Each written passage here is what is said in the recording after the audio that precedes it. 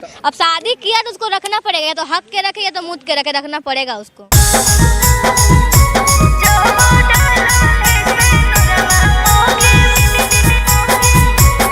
मेरा हस्बैंड शादी किया और भाग गया। हस्बैंड शादी किया और भाग गया।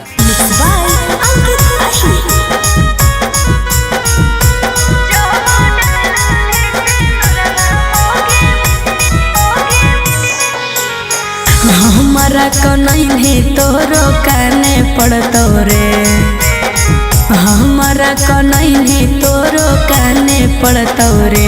जब डाले से नुरवा मोगे माने पड़तो रे, जब डाले से नुरवा मोगे माने पड़तो रे। कह दी है बाबू से अपना वे पड़तो रे, कह दी है बाबू से अपना रे पड़तो रे।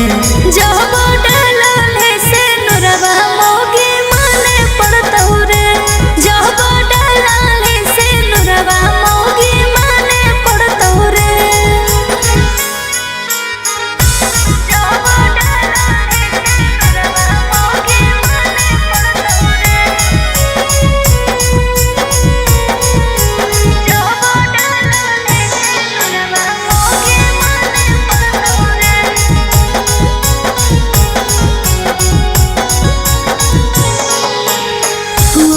तू देखे लगनी गौआ समाज रे।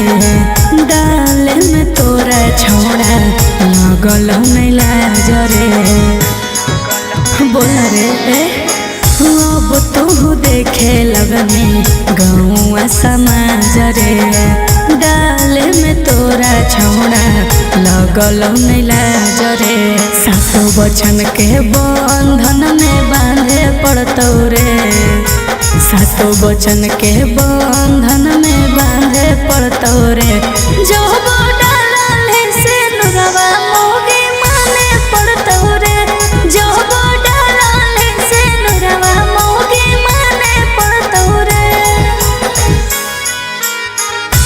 जब डाले से नुरवा मोगे माने पड़तो रे,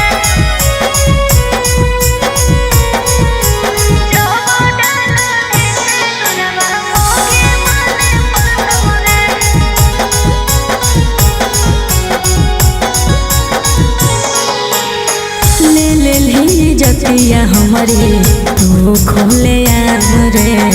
भागला से चल तोने छोड़ा अब काम रे। बुझली रे ले ली जतिया हमारे तू खोले आम रे। भागला से चल तोने छोड़ा अब काम रे। उठा लाली बाली नथिया किन के लाने पड़तो रे, उठा लाली बाली नथिया किन के लाने पड़तो रे। जो